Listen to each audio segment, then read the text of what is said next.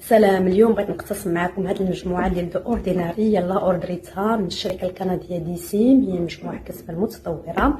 مشيت للموقع الرسمي ديالهم، لقيت بلي المنتجات ديالهم متميزه بالتركيبه ديالها والنسب الدقيقه الفعاله، وفرات مجموعه ديال لي برودوي باسعار زوينه في متناول الجميع، وكلشي كيتخاطف عليهم في الدول العربيه.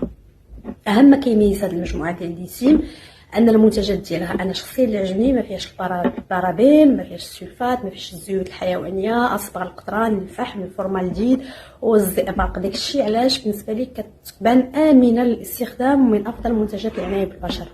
اول حاجه انا كندير هذا السيروم هي الغونيك، يعني صافي ان مومون ومزيان بان لي انا خالي من الكحول، ما فيهش السيليكون، ما فيهش الجلوتين، خفيف على البشره. هذا اللي باغا نجربو، التونر ديال جليكوليك اسيد 7%. كيبان بلي منتج مميز، يهدف الى تحسين البشره، يحسن النسيج، يقشر الخلايا الجلد الميته، يفتح البقع الداكنه والعلامات الناتجه عن التعرض للشمس.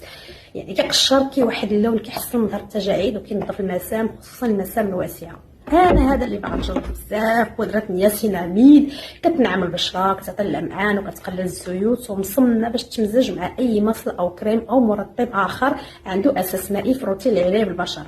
ايوا هذا جهدي عليكم، جربوا ولا جربتوا ردوا عليا نجربوا حتى انا. سلام.